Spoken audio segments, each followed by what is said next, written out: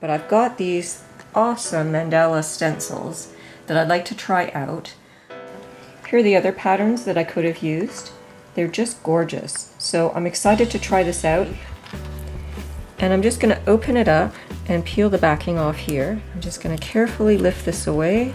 Now I don't want to go through here, so I have to be careful. So maybe what I'll do is put a piece of tape along the edge here. So I am using the chalk mineral paint by Dixie Belle, and it's a color called Midnight Sky. I'm just going to take it on the end of this tool here.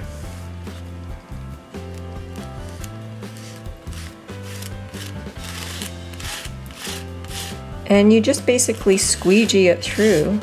Just get a little bit more as you need it. Make sure you get all the areas where you see white. Okay, so I'm going to turn my piece carefully. Dip into the paint again. And continue where I left off. And just be sure that you're paying attention to where you're putting the paint so that you're covering your background color. In my first attempt, I used the wood from the old clock, and as you can see, the grain is very rough and textured. This time I've cut a scrap piece of wood and I'm going to give it another try. This wood is very smooth, and what I'm going to do this time is, when I use my Midnight Sky, I'm going to remove some of it into this container and I'm going to let it sit for a while so it thickens up. While the paint sits out and thickens, I've gone ahead and added a piece of tape to the left edge of my stencil. It acts as a hinge so that I can open it up, and now I can peel away the backing. I'll set that aside for later. Now I can just put it back in place and stick it down. And I can already see that I'm going to get a better result because I have better adhesion on a smoother wood. So let's just see if this is thickening up. Still quite runny, so I'm going to let it evaporate just a touch more, and then we'll be back to try our next stencil. I've let it sit out for about 10 minutes or so, and as you can see, it's quite thick. When you scrape a spoon along the bottom, it doesn't close up that quickly. So I'm going to call that good to go. Now I do want to mention that I suspect I didn't get the screen as clean as I should have, because I can still see a little bit of the black in the holes here, but time will tell. We'll see what we get. I'm just making sure that I've got really good coverage.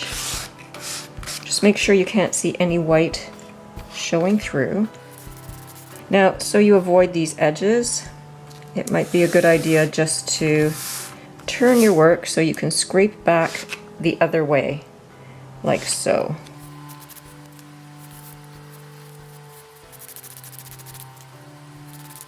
Don't let it sit and pool in any one spot. Make sure that you're scraping it right along.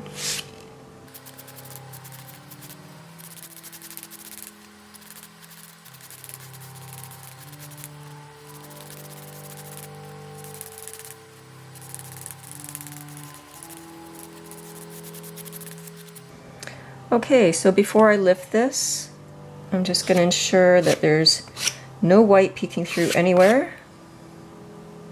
To my eye, that's looking good. Just going to scrape this off, and I'll set it aside.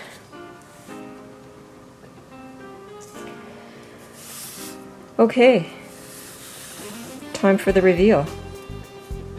Let's see how we did.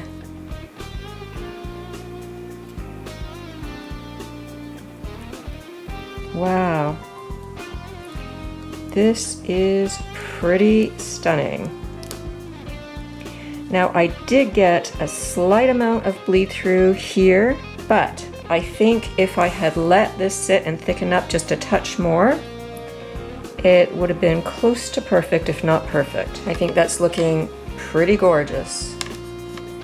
As compared to this first one here, let's just have a closer look at this.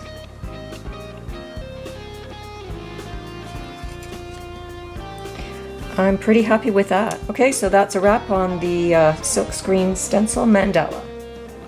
I'm just gonna run this under the sink and make sure it's clean. Okay guys, I'm all cleaned up. I've got my stencil washed out and it's just drying on a paper towel.